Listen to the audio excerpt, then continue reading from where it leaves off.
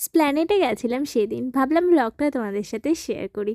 তো বিকেল বিকেল আমি আর আমার বর স্প্ল্যানেটের উদ্দেশ্যে স্কুটি নিয়ে বেরিয়ে গেছিলাম।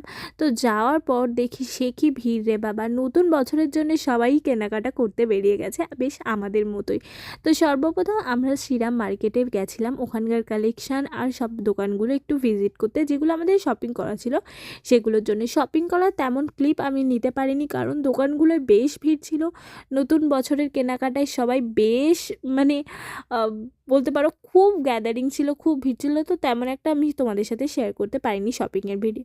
তো শ্রীরাম মার্কেট থেকে শপিং করার পর আমরা চলে এসেছিলাম এখানে পাওভাজি খেতে। পাওভাজি খেতে আমাকে দারুণ লাগে। তোমরা দেখতেই পাচ্ছ ধর্মতলার রাস্তাঘাটগুলো এই নতুন বছরের জন্য কত সুন্দর সাজিয়েছে। ক্রিসমাস ট্রিটাও বেশ ভালো লাগছে, এই আলোগুলোই বেশ ভালো লাগে।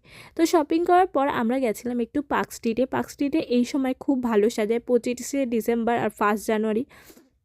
তোমরা তো জানোই এখানে কত ভিড় হয়। তো ওই দুদিন আসার সাহস তো আমাদের হয়ে ওঠেনি, আমরা ভাবলাম একটা দিন যেদিন ফাঁকা থাকবে সেদিনই ঘুরে নেব। তো ভিডিওটা ভালো লাগলে লাইক করো।